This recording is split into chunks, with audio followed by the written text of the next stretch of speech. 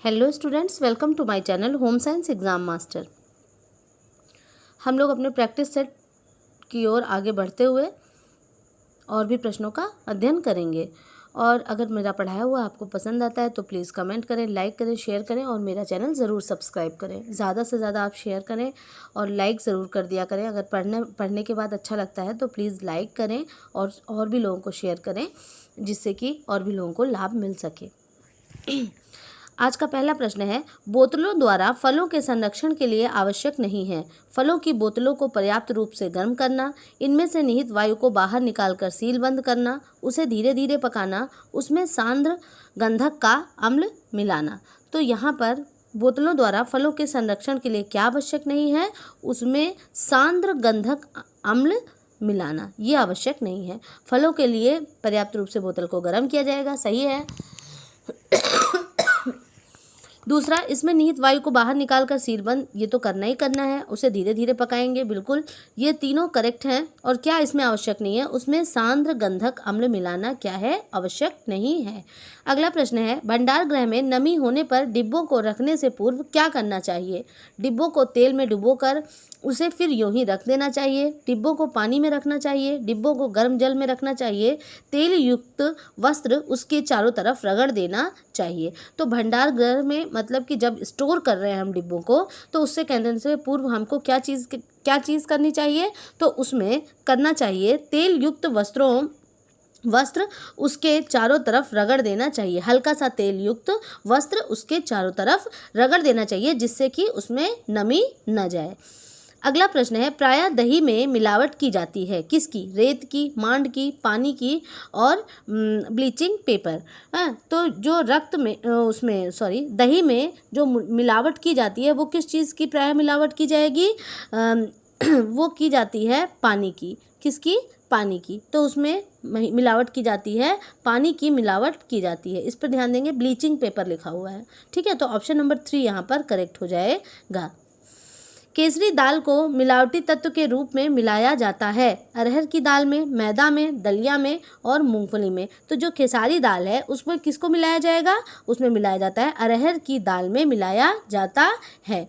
वैसे आपको blanching paper भी दही में देखने को मिलेगा। तो ये पानी वाला ऑप्शन ज़्यादा सही ना होते, क्योंकि इसको सही माना गया है थर्ड। तो आप ये ब्लांचिंग पेपर वाले ऑप्शन को भी एक बार देख लेंगे। अगला है, खेसारी दाल हम सभी जानते हैं किसके मिलावटी तत्व के रूप में मिलाया जाता है, अरहर की दाल में, जिसके क्या होता है, जिसके अधिकता से क्या बॉडी में लकवा मार जाता है, लिथेरिज्म नामक रोग भी हो जाता है। मिर्ची पाउडर में पाया जाने वाला मिलावटी तत्व क्या है, चिकोरी, चौक या खड़िया पाउडर, इमली पाउडर या ईट का पाउडर। यहाँ ये फूड एडल्ट्रेशन से ये क्वेश्चन है। तो मिर्ची पाउडर में क्या मिलाया जाता है, आपका ईट का पाउडर मिलाया जाता है। ऑप्शन नंबर 4 यहाँ पर करेक्ट हो जाता है।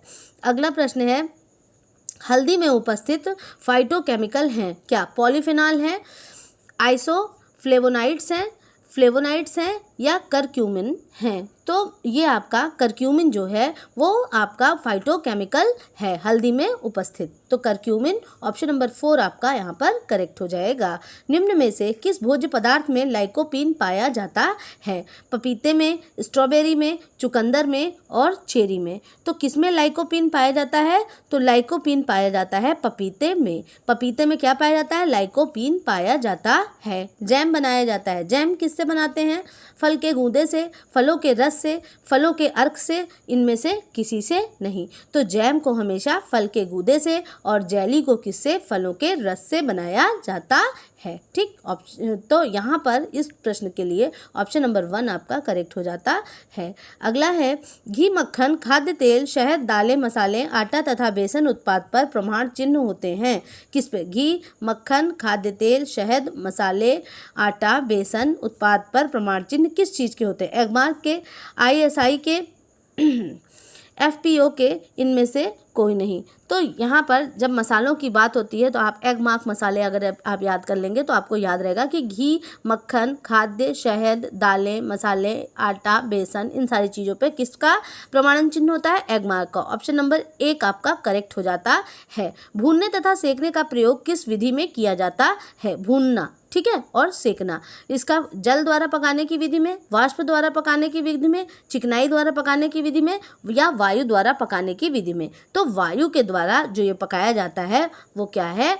आपका भूनना तथा सेकना इसके अंतर्गत आता है। और ये सब क्या है? पकाने की विधियां हैं। और इन विधियों भूनना तथा सेकना वायु के द्वारा आता है। चिकनाई में जो क्या वसा वगैरह के माध्यम से आप सेकते हैं। वाष्प में भाप के द्वारा पकाया जाता है। जल द्वारा पानी को माध्यम बनाया जाता है।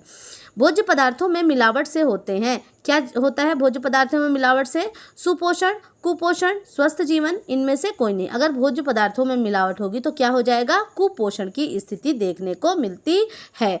जल द्वारा पकाने की विधि को कितने भागों में बांटा गया है? उबालना, धीरे धीरे उबालना तथा धीमी आंच पर उबालना, उबालना और धीरे धीरे उबालना, उबालना और धीमी आंच पर उबालना, उपरोक्त में से कोई नहीं। तो यहाँ पर उबालना, धीरे धीरे उबालना और धीमी आंच पर पकाना, ये तीनों जल द्वारा पकाने की विधि में आता है। ठीक, अगला प्रश्न है आबे रवा का अर्थ क्या है? आबे रवा, बहता पानी, ओस की बूंद, पानी जैसा, इनमें से कोई नहीं। तो आबे रवा जो है, आबे रवा, आब मीन्स क्या होता है? पानी, ठीक है, और रवा मीन्स मतलब चलता हुआ। तो बहता पानी, यहाँ पर ऑप्शन नंबर 1 यहाँ पर करेक्ट हो जाएगा। अगला प्रश्न है मानव निर्मित तंतुओं की चमक घटाने के लिए प्रयोग में लाया जाता है। तंतुओं की चमक को घटाने के लिए प्रयोग में लाया जाता है। तो यहाँ पर आपका करेक्ट, पहले से पहले ऑप्शन की तरफ देखते हैं। ऑप्शन इसमें हमारे क्या है? Carbon tetrachloride, titanium dioxide, dichlorobenzene और टाइटेनियम डाइक्लोराइड। तो तंतुओं की चमक को घटाने के लिए या कंट्रोल करने के लिए उसको किसका प्रयोग करते हैं? तो उसमें प्रयोग किया जाता है टाइक्लोरोबेंजीन का। किसका? मानव निर्मित तंतुओं की चमक को घटाने के लिए प्रयोग में लाया जाता है। किसका? टाइक्लोरोबेंजीन का।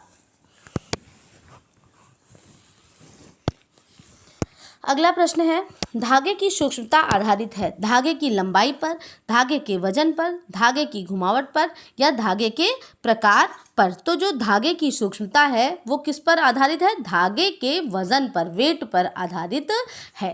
ठीक, अगला प्रश्न है इनमें से किस प्रकार के वस्त्र सबसे खराब हैं? खुरदुरा और मोटा, पतला और चमकदार, मध्यम और मुलायम तथा पारदर्शी। तो यहाँ पर आपका करेक्ट आंसर हो जाएगा कौन से सबसे खराब वस्त्र हैं? पारदर्शी, जो कि ट्रांसपेरेंट होते हैं। इनमें से कौन सी रेजिस्टेंस डाइंग की तकनीकी है? रेजिस्टेंस डाई मतलब अवरोध करना, अवरोध उत्पन्न करना, ठीक है। टाई एंड डाई और ये क्या? इकत है, ये इकाट लिखा है लेकिन ये इकत है, या फिर उस तीसरे पे है बाटिक, और इनमें से सभी। तो ये जो ऑप्शन है ये रेसिस्ट करना, किसी चीज़ को आप अवरोध उत्पन्न करते हैं, तो इसमें अवरोध उत्पन्न करने की जो तकनीकी है, बाटिक में क्या होता है? मोम के द्वारा अवरोध उत्पन्न करते हैं। इकाई भी एक डाई का ही प्रकार है, लेकिन जो यहाँ पर करेक्ट आंसर जो है वो यहाँ पर दिया हुआ है टाई एंड डाई, लेकिन मेरे हिसाब से टाई एंड डाई, इकत और बाटिक, इनमें से सभी ऑप्शन नंबर 4 यहाँ पर करेक्ट होगा। आप देख सकते हैं दिया हुआ आंसर है, जो आंसर की में जो आंसर दिया हुआ है वहाँ पे टाई एंड डाई है, लेकिन अगर आप ध्यान से देखें तो तीनों ही रेसिस्ट डाई की तकनीकी है। तो ऑप्शन नंबर 1 भी करेक्ट और 4 भी करेक्ट है। इसमें संशोधन मांगा गया था। निम्न में से किसके लिए मंगलिंग का प्रयोग होता है? रेशम में, ऊनी कपड़े में, मलमल में या मखमल में? तो यहाँ पर इसका करेक्ट आंसर हो जाएगा ये मंगलिंग जो है, ये एक टर्म है, उसका किसका प्रयोग होता है? इसमें मलमल में इसका प्रयोग होता है। अगला प्रश्न है फ्लैक्स के पौधे के लिए प्राप्त करने के लिए किया जाता है बीज का, तने का, पौधे का, लिनन का। तो जो फ्लैक्स का पौधा होता है पौधों के लिए लिनन प्राप्त करने के लिए किया जाता है। फ्लैक्स के पौधे से किसकी प्राप्ति होती है? लिनन की प्राप्ति होती है। तो लिनन को प्राप्त करने के लिए फ्लैक्स के पौधे का प्रयोग किया जाता है। अगला प्रश्न है ऑप्शन नंबर 4 उसमें करेक्ट है। निम्नलिखित तंतुओं में से कौन से तंतु पौधे के पत्तों से प्राप्त किए जाते हैं? पिना, सीसल, कोपैक,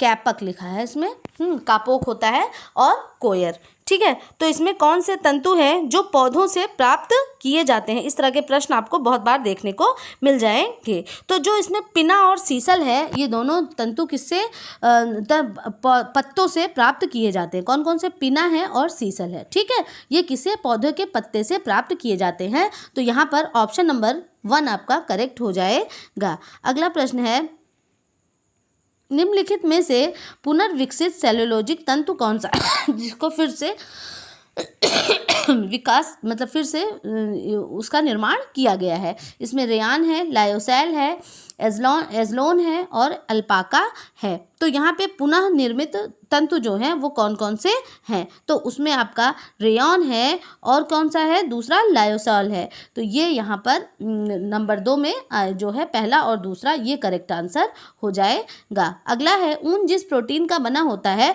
उसे क्या कहते हैं? तो ऊन किस प्रोटीन से बना होता है? Fibrin, keratin, albumin, globulin. तो ऊन जो है हमारा वो किससे बना हुआ है? वो केराटिन नामक प्रोटीन से बना हुआ है।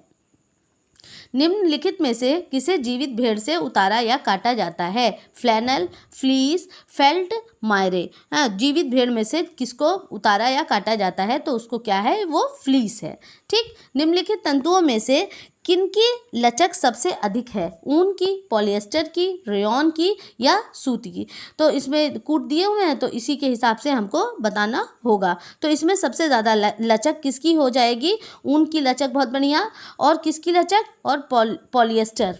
ठीक है, ऊन और पॉलिएस्टर दोनों की लचक अच्छी होगी। तो यहाँ पर पहला और दूसरा है ना, हाँ, तो पहला और दूसरा है, तो यहाँ पर ऑप्शन नंबर 3 आपका करेक्ट हो जाएगा। तीसरा आंसर सही है। सेरिकल्चर निम्नलिखित में से संबंधित है? ऊन से, रेशम से, रेयॉन से या क्वायर से? तो जो सेरिकल्चर है वो हमारा किससे संबंधित है? रेशम से संबंधित है। इसको आप भूलें ना, एस से सिल्क होता है और एस से ही सेरिकल्चर होता है। इसमें जब बहुत सारे आप कल्चर जब याद करते हैं तो भूलने के चांसेस होते हैं। तो सेरिकल्चर से सिल्क याद रखें, बिल्कुल आँख बंद करके आप आंसर सही टिक कर देंगे। अगला है, रेशम के कपड़ों पर किस विशेष परिचर्या को किया जाता है? कौन सी ऐसी परिचर्या है जो रेशम के कपड़ों पर की जाती है? कार्बोनाइजिंग, बेटिंग और सेंफोराइजिंग या टेंटरिंग। तो जो ये वेटिंग होती है, जैसे वजन बढ़ाना गोंद डाल करके, वो क्या होती है? वेटिंग वाली परिचर्या है। वो किस पर विशेष प्रकार से की जाती है? वो रेशम के कपड़ों पर की जाती है। और कार्बोनाइजिंग किसके लिए? वूल के लिए होती है। सेंफोराइजिंग जो है वो सिकुड़न रहित चीज़ों के लिए, टेंटरिंग मतलब तारने के लिए। तो इस तरह से चारों तरह की परिचर्या है, ये विशेष परिचर्या है। सभी प्राकृतिक तंतु केवल के अतिरिक्त स्टेपल तंतु हैं। तो जितने भी प्राकृतिक तंतु हैं वो सारे कौन से? स्टेपल। स्टेपल मीन्स छोटे छोटे तंतु। लेकिन एक सिल्क ही है जो कि क्या है? हमारा फिलामेंट के अंतर्गत आता है। तो इसमें ऑप्शन क्या दिया है? ऊन है, रेशम है, कपास है, लिनेन है। तो अब आपको पता चल गया होगा कि करेक्ट आंसर यहाँ पर क्या हो जाएगा? करेक्ट आंसर नंबर 2 हो जाएगा, रेशम। ठीक, कौन सा है? रेशम है। अगला प्रश्न है, रासायनिक विसंक्रामक नीलाथोथा, रासायनिक विसंक्रामक, प्राकृतिक नहीं पूछ रहा है, रासायनिक विसंक्रामक कौन है? नीलाथोथा, ब्लीचिंग पाउडर, पोटेशियम परमैंगनेट, इनमें से कोई नहीं। तो यहाँ पर रासायनिक विसंक्रामक इनमें से कोई नहीं है। ठीक, तो यहाँ पर करेक्ट आंसर हो जाएगा इनमें से कोई नहीं। अगला है, प्राकृतिक निसंक्रमण क्या है? रोगाणुओं को जलाना, रोगाणुओं को उबालकर नष्ट करना, अल्ट्रावायलेट किरणों द्वारा रोगाणुओं को नष्ट करना, फिनाइल द्वारा रोगाणुओं को नष्ट करना। ये प्रश्न पहले हो चुका है। तो यहाँ अल्ट्रावायलेट किरणों के द्वारा रोगाणुओं को नष्ट करना क्या कहलाता है? प्राकृतिक निसंक्रमण कहलाता है। प्राथमिक चिकित्सा क्या है? डॉक्टर के द्वारा दी गई विशेष चिकित्सा, पानी में डूबने पर दी गई चिकित्सा, डॉक्टर के पहुँचने से पहले रोगी को दी गई चिकित्सा, बिच्छू के काटने पर दी गई चिकित्सा। तो करेक्ट आंसर इज डॉक्टर के पहुँचने से पहले रोगी को दी गई चिकित्सा। ऑप्शन नंबर 3 यहाँ पर करेक्ट हो जाएगा। अगला है प्राथमिक स्वास्थ्य केंद्र की अवधारणा को किसने प्रस्तुत किया था? योजना आयोग ने, मुदालियर कमेटी ने, केंद्रीय स्वास्थ्य परिषद ने या भोर कमेटी ने? तो यहाँ पर इसका करेक्ट आंसर क्या है कि प्राथमिक स्वास्थ्य की जो अवधारणा है उसको किसने वो किया है? तो वो भोर कमेटी के द्वारा प्रस्तुत की गई है। किसके द्वारा? प्राथमिक स्वास्थ्य की अवधारणा भोर कमेटी के द्वारा प्रस्तुत की गई है। अगला प्रश्न है उत्तर स्वास्थ्य के लिए आवश्यक है, उत्तर नहीं उत्तम है, उत्तम स्वास्थ्य के लिए क्या आवश्यक है? वातावरणीय स्वच्छता, शारीरिक स्वच्छता, इनमें से कोई नहीं, इनमें से दोनों। तो यहाँ पर करेक्ट आंसर क्या हो जाएगा? इनमें से दोनों, पहला और दूसरा यहाँ पर करेक्ट आंसर हो जाएगा। वातावरणीय स्वच्छता भी आवश्यक है और शारीरिक स्वच्छता भी आवश्यक है उत्तम स्वास्थ्य के लिए। त्रिकोणीय पट्टियों को प्राथमिक चिकित्सा और गलपट्टी के लिए घर में रखना अत्यधिक महत्वपूर्ण है। यह लिनिन के चौड़े वर्गाकार टुकड़े को मध्य से कर्ण पर काट कर बना ली जाती है, जिसकी माप होती है क्या? 16 से 20 इंच, 26 से 30 इंच, 36 से 40 इंच या 46 से 50 इंच? तो यहाँ पे करेक्ट आंसर हो जाएगा तीसरा, 36 से 40 इंच। यहाँ पर प्रश्न जो पूछ रहा है कि लिनिन, पहली बात तो एक प्रश्न यहाँ से भी आ जाता है कि लिनिन की किस चीज़ से बनी? लिनिन का के वस्त्र से बनी हुई होती है। और त्रिकोणीय पट्टियाँ जो होती हैं, त्रिकोणीय पट्टियों की माप क्या होती है? तो 36 से 40 इंच। बस प्रश्न में यही पूछ रहा है कि 36 से 40 इंच। तो ऑप्शन नंबर 3 यहाँ पर करेक्ट हो जाता है। पढ़ाया हुआ पसंद आता है तो प्लीज़ कमेंट करें, लाइक करें, शेयर करें और मेरा चैनल ज़रूर सब्सक्राइब करें। और आप लोग इसी तरह से लगातार प्रैक्टिस करते रहें। और यहाँ पर ये जो प्रैक्टिस सेट में करा रही थी वो यहाँ पर कंप्लीट हो गया, तो इसलिए क्वेश्चंस की जो संख्या है बहुत ज़्यादा नहीं, कम हुई है। 35 क्वेश्चन है, 40 में करा रही थी, तो इसलिए मैंने आज इसको ऐड नहीं किया है। तो इससे आगे अब मैं 50-50 का पूरा बनाऊंगी आपको क्वेश्चन का। तो यहाँ पर ये कंप्लीट हो गया है और मैं देखती हूँ कि उसको जैसे 125 क्वेश्चन एक सेट में होते हैं, तो उसको देखती हूँ कि मैं कोशिश करती हूँ पहले 3 भाग में, अगर हो पाएगा तो फिर उसके बाद 2 ही भाग में उसको कंप्लीट करा दिया करूँगी। तो इसके लिए प्लीज़ आप लोग ज़्यादा से ज़्यादा शेयर करें, ठीक, और लाइक करना बिल्कुल भी ना भूलें। आप देखें वीडियो, पसंद आती है तो ज़रूर लाइक करें। Okay, keep learning, bye.